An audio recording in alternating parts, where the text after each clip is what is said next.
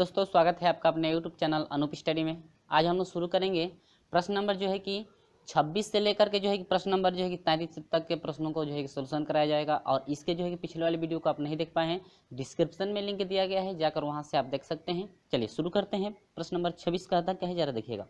कहता है कि एक सप्ताह के पहले 3 दिनों का औसत तापमान 72 डिग्री है तथा अगले 3 दिनों का 29 डिग्री है। पूरे सप्ताह का यानी कि 7 दिनों का जो है कि औसत तापमान जो है 28.5 डिग्री है। तो सप्ताह के अंतिम दिनों का तापमान बताइए। तो सप्ताह के अंतिम दिनों का मतलब यह हुआ कि 7वें दिन का जो है कि आपको तापमान बताना है, जबकि 3 दिनों का तापमान यानी कि 6 दिनों के तापमानों का औसत आपका दिया गया है। ठीक है, चलिए बढ़ते हैं। तो अंतिम दिन का तापमान यदि निकालेंगे तो देखिएगा, अंतिम दिन का तापमान, ठीक है। तो अंतिम दिन का तापमान निकालने के लिए कुछ नहीं करना है। जो 7 दिनों का औसत है, देखिएगा 7 दिनों का औसत कितना है, देखिए 28.5 डिग्री। इन पूरे 7 दिनों के जो तापमान जितना पूरा तापमान होगा, उनमें से जो 3 दिन का तापमान है, 3 दिन का तापमान कितना है, 27 डिग्री है। और कहता है प्लस जोड़ेंगे, कहता है कि अगले अंतिम 3 दिन यानी कि अगले 3 दिन, कहता है कि अगले 3 दिन, फिर अगले 3 दिन का तापमान कितना है, 29 डिग्री। ठीक है, तो 3 दिन का तापमान तो दे, यानी कि पूरे 6 दिन का तापमान दे दिया गया है औसत। अब 7वें यानी कि 3 दिन 6 हो गया, अब बच गया 1, तो 6 एक साथ होगा ना। तो वही कहता है कि 7वें दिन का जो है तापमान कितना है 7वें दिन का। तो कुछ नहीं करना है, जो 3 दिन का तापमानों का औसत है मल्टीप्लाई करा के जोड़ देंगे। अब पूरे तापमान में से भी हम लोग हटा देते हैं तो पता चलेगा कि 7वें दिन का जो है तापमान कितना है, अंतिम दिन का तापमान। चलिए बढ़ते हैं। इसका मल्टीप्लाई करेंगे तो हो जाएगा 19.5, अब माइनस इसका मल्टीप्लाई कराएंगे तो आपका कितना हो जाएगा, 81 हो जाएगा। आप प्लस इसका मल्टीप्लाई करेंगे तो आपका कितना हो जाएगा, 87। बढ़ते हैं आगे। 19.5 माइनस जोड़ दो भाई, 7 और 1 8, 8 और कितना 16। अब जरा इसको हम लोग हटाएंगे तो हो जाएगा 10.5 होगा, और 9 में से 8 घटेगा 1 होगा, और ये हो जाएगा 9 में से 6 घटेगा तो कितना हो जाएगा 3, यानी कि 31.5 डिग्री। यानी कि अंतिम दिन का जो तापमान है कितना है, 31.5 डिग्री। समझ में आया? तो बिल्कुल समझ में आ गया होगा। चलिए, क्योंकि इस टाइप का जो है कि 24 नंबर क्वेश्चन आप लोग पहले भी पढ़ चुके हैं इसके पिछले वाले वीडियो में। तो आपका ऑप्शन नंबर डी करेक्ट है, 31.5 डिग्री ऑप्शन नंबर डी आपका करेक्ट है। ठीक है, तो चलिए फ्रेंड्स बढ़ते हैं इसी तरह से अगले जो है कि प्रश्न में। यानी कि अगला प्रश्न क्या है, देखिएगा यहाँ पर जो है कि ये आपका 26 था ना, ये आपका 26 रहा। तो अब चलेंगे क्या, 27 पे। क्वेश्चन नंबर क्या, 27। चलिए देखते हैं क्वेश्चन नंबर 27 क्या कहता है।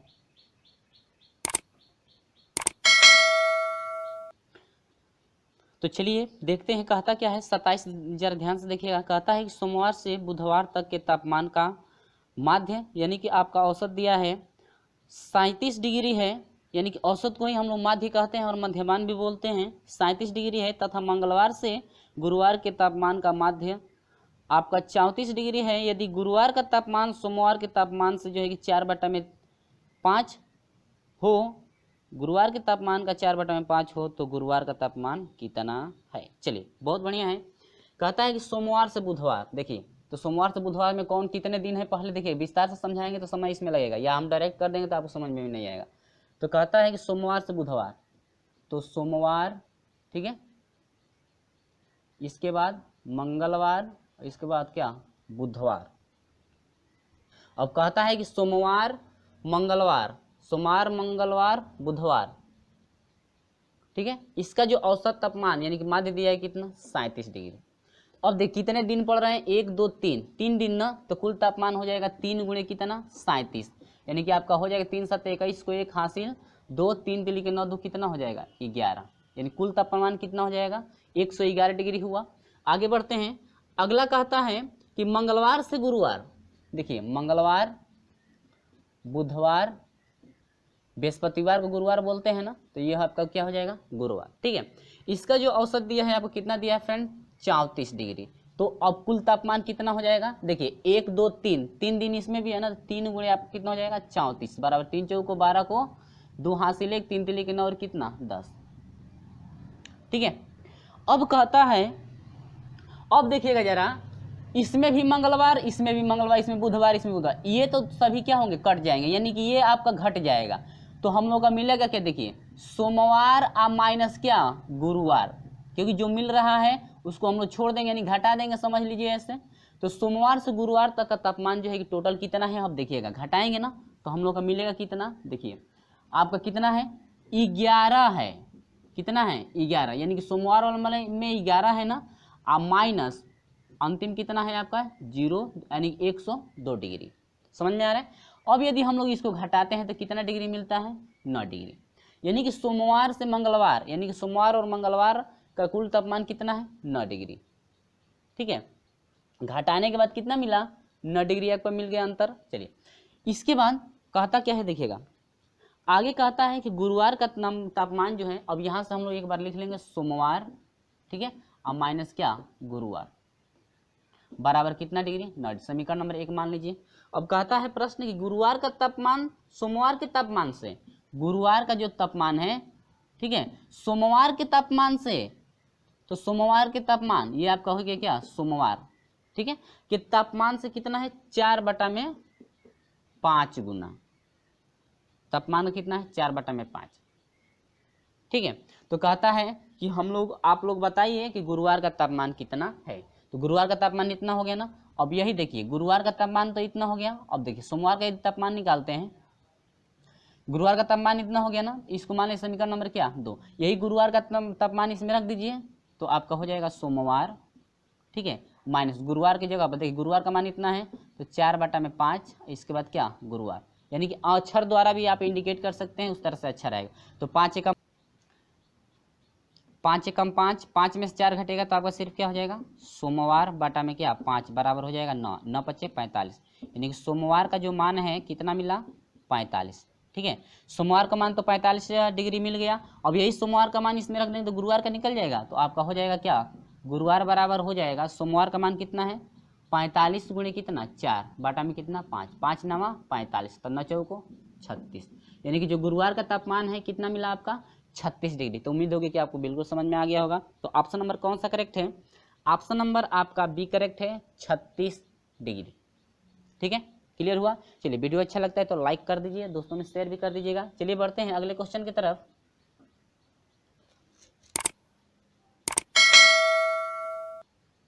तो प्रश्न नंबर 28 कहता क्या है, कहता है कि 9 जनवरी से 16 जनवरी तक दोनों दिनों सहित रोज का औसत तापमान 38.6 डिग्री और 10 से 17 जनवरी तक 39.2 डिग्री था। यदि 9 जनवरी को तापमान 34 डिग्री था तो 17 जनवरी का तापमान क्या था, ठीक है। चलिए बढ़ते हैं क्या क्या कॉमन हो रहा है, देखिएगा 9 जनवरी से लेकर के यहाँ पर जे बना दे रहा हूँ, ठीक है, लेकर के कहाँ तक 16 जनवरी तक का औसत तापमान कह रहा है कि आपका था 38.6, कितना डिग्री 38.6।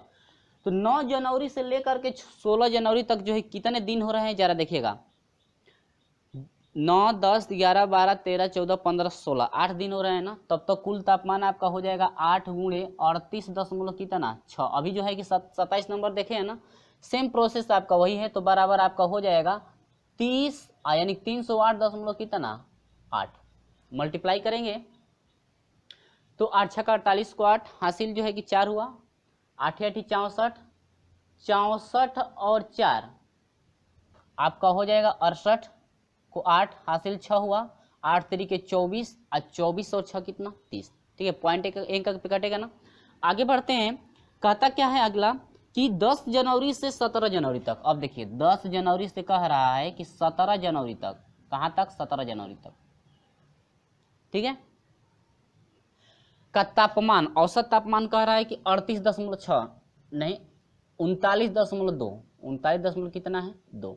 अब कितना 10 जनवरी से 17 जनवरी तक कितना हो जाएगा, 10 11 12 13 14 15 16 17, यानी कि 8 हो जाएगा ना, तो 8 गुणे कितना हो जाएगा कुल तापमान 39.2, यानी कि यह हो जाएगा 313 कितना 6, मल्टीप्लाई करके देख सकते हैं, ठीक है। अब देखते हैं जरा अंतर कितना है, देखिए 9 10 जनवरी इसमें पड़ेगा तो इसमें भी 10 से 10 कट जाएगा, 11 से 11, 12 से 12, 13 से 13, 14 से 14, 15 से 15, 16 से 16 कट जाएगा, लेकिन 17 बच जाएगा इसमें क्या 9, तो यानी कि हम लोग निकालेंगे 17 जनवरी का और माइनस 9 जनवरी का क्या अंतर, देखते हैं कितना आता है दोस्तों। तो अंतर माने क्या घटाना, इसको घटाएंगे तो मिलेगा 17 जनवरी और क्या 9 जनवरी का क्या तक का क्या अंतर। तो देखते हैं कितना मिलता है आपका, मिलेगा घटाइएगा आपका हो जाएगा 4.8। देखिए ये आपका मान बड़ा है ना, देखिए 17 जनवरी में से इसलिए घटाया गया क्योंकि 17 जनवरी का मान बड़ा है, तो बड़ा में से हम लोग छोटे वाले को घटाते हैं। ठीक है, चलिए तब तो ये आपका कितना हो जाएगा 4.8 हो गया। देखिए 6 में से 8 घटेगा नहीं, ऐसे हम जो है कि लिख करके घटा दे रहे हैं, नहीं तो आपको हो सकता है समझ में ना आए। तो 16 में से यानी कि 8, 6 में से 8 घटेगा नहीं, हाथ से लेगा, 16 में से 8 घटेगा कितना हो जाएगा 8 दशमलव, यहाँ पर 12 बचा, 12 में से 8 घटेगा नहीं, सॉरी 2 बचा, 2 में से 8 घटेगा नहीं, हाथ से लेगा 12 हुआ, 12 में से 8 घटेगा 4, और ये कट के 0, यानी कि 4 दशमलव कितना हुआ 8। ठीक है, इसको मान लीजिए क्या 1। अब इसके बाद कह रहा है, कह रहा है कि 9 जनवरी को तापमान, अब देखिए कहता है कि 9 जनवरी को जो तापमान था, औसत तापमान नहीं दे रहा है, सिर्फ तापमान दे रहा है। 9 जनवरी को तापमान आपका मिला है 34 कितना 6 डिग्री। 9 जनवरी को तापमान 34.6 डिग्री था। तो कहता है कि 17 जनवरी का तापमान निकालिए, तो बस कुछ नहीं करना है, यहाँ पर पुट कर दीजिए। तो 17 जनवरी इक्वल टू हो जाएगा 9 जनवरी, यहाँ पर माइनस में है, उधर भेजेंगे तो प्लस हो जाएगा 4.8, और 9 जनवरी प्लस होगा, और 9 जनवरी का मान इतना है तो आपका हो जाएगा प्लस 34 कितना 6। 9 जनवरी बराबर क्या हो जाएगा, देखिए 8 6 14 को 4 हाथ से ले, पॉइंट एक अंक पे कटेगा, 4 4 8 और एक क्या 9, और ये क्या हो जाए 3, 39.4 डिग्री। ठीक है, 39 कितना 4 डिग्री, यानी कि ऑप्शन नंबर डी आपका करेक्ट है। समझे हैं। अब यदि शॉर्ट करना चाहते हैं तो शॉर्ट करना आप पे डिपेंड करता है, ये आप नहीं लिखेंगे, सिर्फ जो है कि पढ़ेंगे, डायरेक्ट मल्टीप्लाई करेंगे, इतना लिखेंगे इतना लिखेंगे, दोनों का अंतर निकालेंगे, शॉर्ट हो गया। ठीक है, यदि हमको समझाना है तो शॉर्ट तो बन नहीं पाएगा, इतना तो लिखना ही पड़ेगा समझाने के लिए। और शॉर्ट बनाना चाहते हैं तो माइंड में कैलकुलेशन करके यहाँ पर रख सकते हैं, डायरेक्ट शॉर्ट हो जाएगा। क्योंकि हम लोग कुल यहाँ पर तापमान इतना ले लेते हैं, इतना लिख देते हैं, इतना तापमान इतना, और बच गया क्या लास्ट में 9 बच रहा है, लास्ट वाला 17 बच रहा है। तो 17 जनवरी से और 9 जनवरी का जो अंतर तापमानों का देखेंगे तो 4 कितना 8 का। ठीक है, इसका मान रख पुट कर देंगे, आसान हो जाएगा। यानी कि आप पे डिपेंड करता है कितना जो है शॉर्ट सॉल्यूशन कर सकते हैं। ठीक है, तो आप उतना शॉर्ट बना सकते हैं। चलिए आगे बढ़ते हैं, 29 नंबर देखते हैं। तो प्रश्न नंबर 29 कहता है, किसी कक्षा में 45 छात्रों के प्राप्तांकों का औसत 40 है, उत्तीर्ण छात्रों का औसत 52 तथा अंतरीण छात्रों का औसत 16 है, कितने छात्र जो है कि अंतरीण हुए। तो मान लेते हैं कि माना कि फेल जो छात्र हैं, ठीक है, या इसको जो है कि हम लोग बोल सकते हैं अनुत्तीर्ण भी बोल सकते हैं, तो लिख लीजिए अनुत्तीर्ण।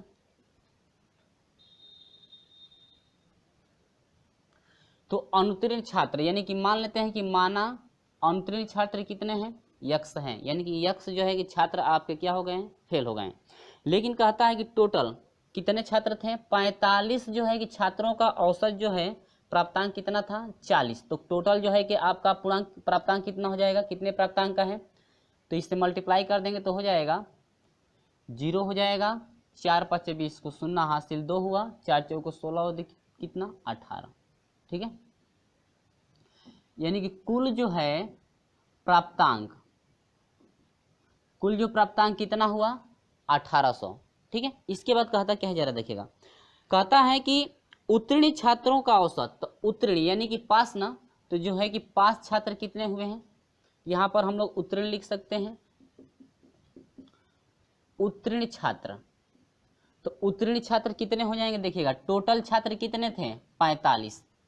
ठीक है, और 45 तो टोटल छात्र थे, जिसमें से यक्स जो है छात्र फेल हो गए हैं, तब तो पास वाले छात्र कितने होंगे, इसमें से यक्स वाले यानी फेल को निकाल दिया जाएगा, तो टोटल इतने पास हो जाएंगे।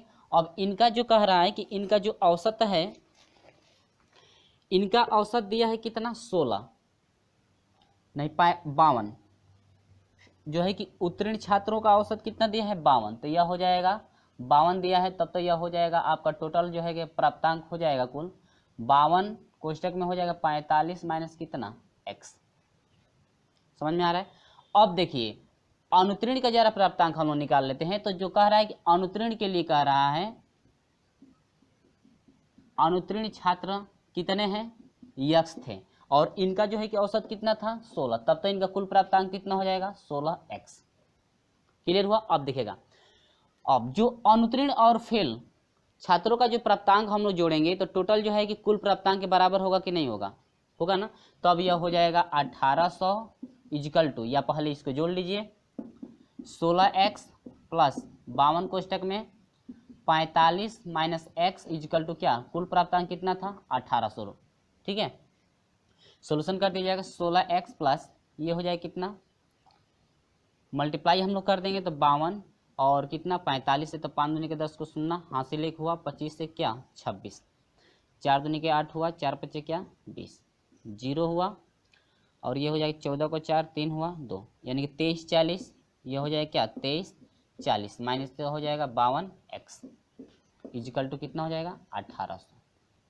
अब x वालों को एक तरफ ले लीजिए तो माइनस यह हो जाएगा कितना, माइनस 36 x हो जाएगा।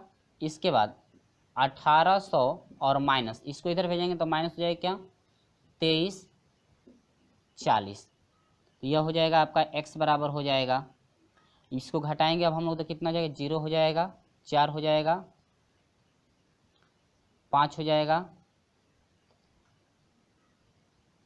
और ये आपका 540 हो गया। अब माइनस कितना हो जाएगा माइनस 36, इससे ये क्या होगा कट जाएगा। इसके बाद हम लोग यदि भाग देते हैं तो कितना हो जाएगा 540 में यदि डिवाइड कर देते हैं 36 से,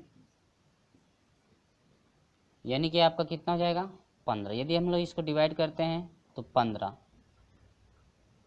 ठीक है, यानी कि जो फेल हुए छात्र हैं उनका जो प्राप्तांक की बात की जाए तो प्राप्तांक कितना है आपका 15 है। यानी कि कह रहा था कि अनुत्तीर्ण जो है कि छात्र कितने हुए, नहीं अनुत्तीर्ण छात्र कितने हुए, तो अनुत्तीर्ण छात्र कितने हो गए 15 जो है कि छात्र क्या हुए हैं फेल हो गए। प्राप्तांक नहीं पूछ रहा है, 15 छात्र क्या हुए फेल, जो कि आपका ऑप्शन नंबर ए आपका करेक्ट है कि 15 जो छात्र हैं वो क्या हो गए अवतीर्ण हो गए। ठीक है, क्लियर हुआ।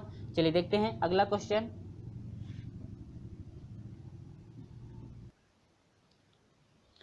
तो प्रश्न नंबर 30 कहता है कि एक कक्षा में जिन 52 छात्रों ने परीक्षा दी उनके औसत प्राप्तांक 85 हैं। यदि उच्चतम 5 परीक्षार्थियों के प्राप्तांकों पर विचार न किया जाए, जिसका अधिक जो है कि पाँच विद्यार्थी ऐसे हैं जिनका अधिक जो है कि प्राप्तांक हुआ है, कहता है कि उन पर विचार यदि न किया जाए तो अवशेष छात्रों के औसत प्राप्तांक 2 कम हो जाते हैं।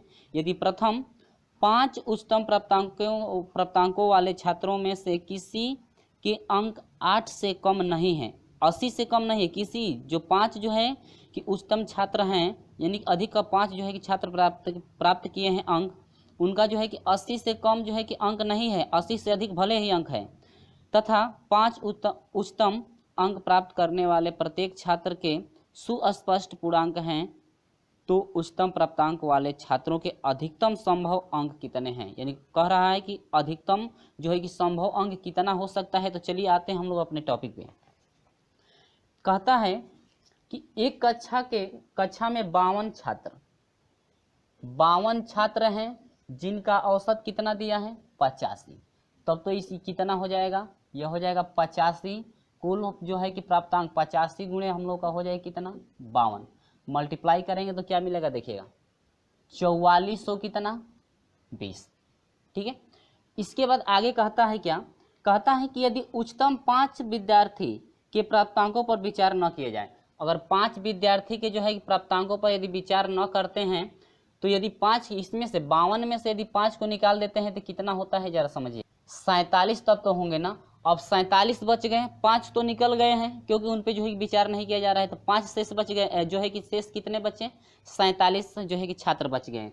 इसके बाद कह रहा है कि प्राप्तांकों जो है कि 2 कम होता है, 5 पे यदि विचार नहीं किया जाए तो ये प्राप्तांक इतना था औसत जो है प्राप्तांकों का, तो ये 2 कम हो जाता है, तब तो कितना हो जाएगा 83, तब तो बराबर अब कितना हो जाएगा 47 गुणे क्या 83 इजिकल टू आपका कितना मिलेगा, टोटल आपका हो जाएगा 3900 कितना 1। ठीक है, इनका यदि मल्टीप्लाई करा दिया जाए तो इसके बाद क्या कहता है समझिएगा, कहता है कि 5 उच्चतम छात्रों के प्राप्तांकों छात्रों में से किसी के अंक 80 से कम नहीं है। अब देखिए जो है कि 5 छात्र अधिक अंक प्राप्त किए हैं, तो 80 से किसी का भी अंक, जो 5 छात्र हैं पास, जो है कि 5 जो है कि छात्र पास हुए हैं, कह रहा है कि 80 से किसी का जो है कि अंक कम नहीं है, भले ही 80 से कितना हो जाए, अधिक हो जाए। तो 80 से कम नहीं है, देखिएगा बच गए कितना, 2 निकले, जो है कि 2 निकल गया था ना उसमें से, तो 2 औसत निकल गया, तो तब तो 83 बन गया ना, 83 का औसत बन रहा है, तो 80 हो गया, तो 80, 81, 82 और कितना 83, यानी 80 नंबर, 81 नंबर, 82 नंबर और कितना 83 नंबर। तो कहता है कि एक तो बच गया ना, तो सबसे अधिक अंक उसका कितना हो सकता है। ठीक है, चलिए, तो सबसे अधिक अंक यदि बात करें तो सबसे, देखिए निकालने के बाद टोटल अंक कितना बच गया है, 3901। ठीक है, अब देखिएगा पहले यहाँ पर समझिए, 47 बच गया ना, इसका औसत इतना हो गया। अब यदि हम लोग घटाते हैं, देखते हैं कि कितना आपका जो है कि शेष 5 जो है, 5 तो निकल गए हैं उसमें से, 5 के निकलने के बाद जो है कि आखिर में शेष जो है कि प्राप्तांक इनका कितना बचेगा 47 का, वो देखिए 9 हो जाएगा, ये 1 हो जाएगा, और ये 14 में से जो है कि 5 घटे 9 घटेगा तो कितना हो जाएगा 5 हो जाएगा, यानी कि 500 कितना 19, 47 का कितना हो गया 519। अब देखिए 519, अब 5 का कह रहा है कि 80 से किसी का भी अधिक नहीं है, और कितने पे हम लोग को लेना है 83 पे, क्योंकि 2 जो है प्राप्तांक क्या हुआ है कम हुआ है जब उनका नहीं जोड़ा जा रहा है, तो तब तो यह हो जाएगा 80 निकलेगा, इसमें से एक 81 निकल जाएगा, एक 82 निकल जाएगा, एक क्या 83। इनको यदि निकाल देते हैं तभी पता चलेगा कि जो है कि अधिक प्राप्तांक वाला कितना है। चलिए ये हो जाएगा 519 माइनस, जोड़िएगा माइनस वालों को एक में, 3 2 5 और ये कितना 6 हो जाएगा, 8 8 16 8 3 24 8 4 कितना 32, यानी कि यह हो जाएगा 3 11 में से 2 घटेगा कितना 9 हुआ, और ये कितना हुआ 1, यानी कि 193 सबसे अधिक प्राप्तांक वाला कितना है 193 अंक जो है कि है। तो आपका ऑप्शन नंबर कौन सा करेक्ट है 193, यानी कि अधिक संभव अंक कितना है 193, ऑप्शन नंबर क्या डी आपका करेक्ट है। ठीक है, करना कुछ नहीं है, बस आपका जो है कि टोटल विद्यार्थियों को पहले प्राप्तांक हम निकाल लेंगे, और कह रहा है कि जो अधिक अंक प्राप्त किए हैं उनको छोड़ दिया जा रहा है। तो अधिक अंक प्राप्त करने के छोड़ने के बाद जो है कि सबसे कम, यानी कि जो 47 छात्र जो हैं कि अधिक प्राप्त नहीं किए हैं, 45 5 तो निकल गए हैं, बच गए क्या 47 छात्र, तो 47 छात्रों का जो प्राप्तांक है टोटल इतना है, अब बच गए कितना 5 निकले हैं ना, तो अब 5 का देखते हैं कि 5 का कितना है, तो 5 छात्रों का जो है प्राप्तांक, ये कितने किसका छात्र कितने छात्रों का था 5 का जो है कि इतना है, 5 छात्रों का प्राप्तांक हम लोग का इतना है। तो कहता है कि आखिर में 5 में से हम लोग का 4 का तो प्राप्तांक मालूम है, 4 का प्राप्तांक तो हम लोग क्या है मालूम है 80 81 82 और क्या 83, क्योंकि इसमें औसत तो जो है कि 2 कम हुआ है तो 83 ना हुआ। अब इन सभी का प्राप्तांक यदि जोड़ करके इन 5 के प्राप्तांकों में से यदि घटा दे तो पता चलेगा कि शेष जो एक बचा हुआ है लड़का आखिर में उसका जो है अधिक प्राप्तांक कितना है, तो आपका बचा कितना 193। अब तो क्लियर हो गया है ना। चलिए बढ़ते हैं अगले क्वेश्चन की तरफ। अगला क्वेश्चन हम लोग देखते हैं 31, जो 31 तो हो गया। चलिए 31 क्वेश्चन देखते हैं हम लोग। वीडियो अच्छा लगता है तो लाइक जरूर कर दीजिएगा। तो चलिए प्रश्न नंबर 31 को जरा आप ध्यान से समझेंगे। कहता है कि 5 क्रमिक विषम संख्याओं का औसत आपका 15 है, तो पहली और अंतिम संख्या के योगफल का 5 गुना भाग होगा। तो देखिए फ्रेंड्स, यदि आपका विषम संख्या दिया हो, 5 दिया हो, 7 दिया हो, तो उसके लिए जो फार्मूला बनता है हम लोग का क्या क्या देखिएगा। यदि जो है 5 क्रमिक दे रहा है तो मान लेते हैं कि ए हो गया, बी हो गया, सी हो गया, डी हो गया और क्या ई हो गया। ठीक है, तो 5 क्रमिक जो है कि विषम संख्याओं का औसत, तो 1 2 3 4 5 जब औसत देता है, जब 5 क्रमिक जो है कि संख्याओं का जो है कि औसत दिया है, तो जो औसत होता है, जो बीच वाला जो मान है, ये देखिए 2 भाग इधर 2 भाग इधर, जो बीच वाला मान है इसी का वह औसत होता है, कितना हो जाएगा 15, यानी कि सी का जो औसत है कितना है 15 है। ठीक है, यदि हम लोग को कह रहा है कि अंतिम, पहली और अंतिम, देखिए यदि फ्रेंड्स यदि हम लोग ए का मान निकालना चाहते हैं, देखिए सी का जो है कि औसत कितना दिया है 15, जो भी औसत होगा 5 क्रमिक दे रहा है ना, जो मध्य वाला मान है यानी कि सी जो है बीच में है तो औसत सी का है, ठीक है। यदि आपका इधर A B C D E और एफ जी, ठीक है, यदि आपका 1 2 3 4 5 6 7 यदि 7 हो जाता तब औसत की बात करें तो औसत देखिए मध्य वाला इनमें से कौन पढ़ रहा है, मध्य वाला क्या है सी, तो औसत अब इसका हो जाता कितना 15, ठीक है। लेकिन सिर्फ आपको 5 दे रहा है, 7 कहता तो यहाँ तक लेकर जाते हैं, लेकिन 5 कह रहा है तो सिर्फ हम लोग का हो जाएगा ए बी सी डी और क्या ई, और औसत 15 दिया है तो इसकी जो मध्य वाली संख्या है इसका जो है कि औसत मान कितना है 15, ठीक है। यानी कि वो जो औसत दिया रहेगा किसका होगा सी का, अब समझिएगा। और हम लोग जानते हैं कि जो विषम संख्या होती है, विषम संख्या के बीच कितने कितने का अंतर होता है, 2 2 अंकों का अंतर होता है ना। अब देखिए तो यदि कहता है कि पहली संख्या और क्या अंतिम संख्या के योग का 5 गुना, योगफल का क्या 5 गुना भाग पूछ रहा है, ठीक है। तो पहली संख्या निकालने, पहली संख्या ए है ना, तो हम लोग ए का मान यदि निकालना चाहते हैं तो समझिएगा विषम संख्या के बीच 2 2 का अंतर, तो इनके बीच 2 का अंतर है, इनके बीच 2 का, तो टोटल अंतर कितने का हुआ 4 का हुआ ना, यानी कि ए से सी के बीच अंतर कितने का हुआ 4 अंकों का हुआ, क्योंकि विषम संख्याओं के बीच जो है कि 2 2 अंकों का अंतर होता है। तो 15 में से यदि हम लोग 4 घटा देंगे तो किसका मिलेगा, ए का मिलेगा ना, तो यह हो जाएगा ए बराबर हो जाएगा, घटा दीजिए तो यह हो जाएगा कितना 11, यानी ए का मान 11 हो गया, ठीक है, समझ में आया।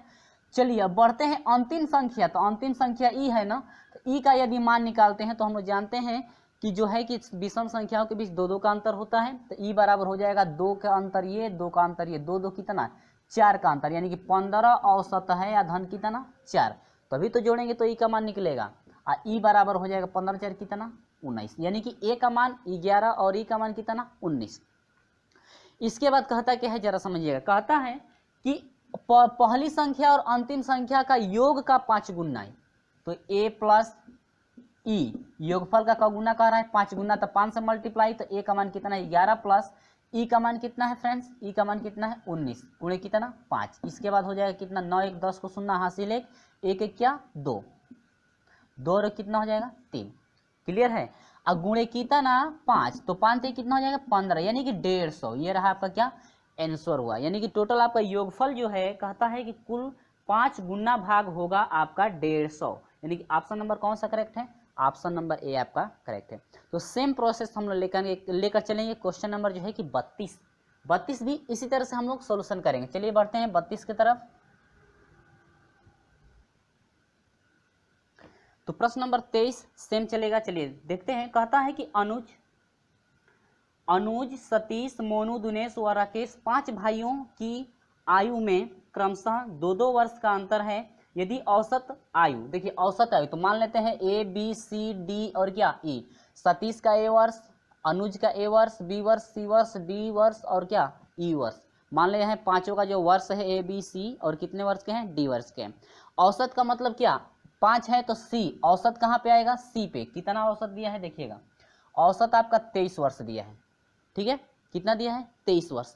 इसके बाद कहता है कि जो पांचों भाइयों की आयु क्रम से 2 2 वर्ष जो है अंतर है, 5 भाइयों की आयु, इनके बीच कितने का अंतर है 2 2 का, अभी जो है 2 2 अंतर का देखे, 2 2 वाला अंतर देखे थे ना, यानी कि विषम संख्याओं के बीच 2 2 का अंतर होता है, इनके बीच भी 2 2 का है, 2 इसके बीच, 2 इसके बीच, 2 इसके, 2 इसके, 2 इसके, ठीक है। लेकिन पूछता क्या है पहले वो समझिए। कहता है कि राकेश व दिनेश की 5 वर्ष बाद की आयु का योगफल क्या होगा, ठीक है। तो आप लोग जो है पहले प्रश्न आप लोग देख लेंगे, प्रश्न क्या कह रहा है। कहता है कि राकेश व दिनेश की 5 वर्ष बाद की आयु का योगफल, ठीक है। राकेश का पूछ रहा है, राकेश का और किसका दिनेश का।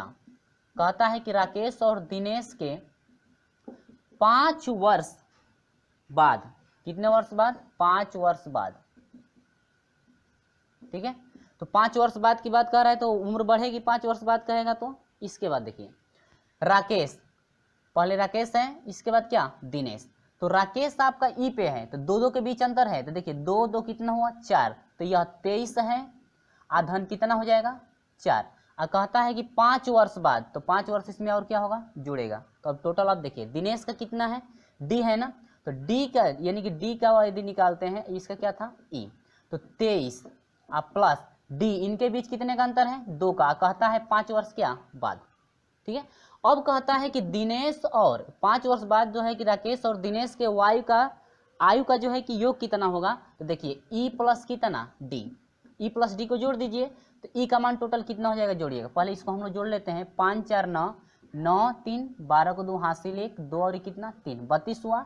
इसका योग देखिए 5 2 7, 7 3 10 को 0 हासिल 1 हुआ, और 2 और कितना 3, यानी कि 23 हुआ, अब 32 हुआ और कितना 23। तो अब जोड़ेंगे दोनों का योग तो कितना हो जाएगा, 32 प्लस कितना 30 बराबर कितना हो जाएगा 62, यानी कि दोनों का योग कितना हो जाएगा 62 वर्ष होगा। तो ऑप्शन नंबर आपका बी करेक्ट है। ऑप्शन नंबर कौन सा करेक्ट है, ऑप्शन नंबर बी आपका करेक्ट है। चलिए बढ़ते हैं क्वेश्चन नंबर 33 की तरफ, जो है कि आपका लास्ट क्वेश्चन है। कहता है कि एक आदमी की वर्तमान आयु का उसकी पत्नी की आयु के प्रति अनुपात, देखिए अनुपात दिया हुआ है, अनुपात दिया है 5 संबंध कितने का, 4 का।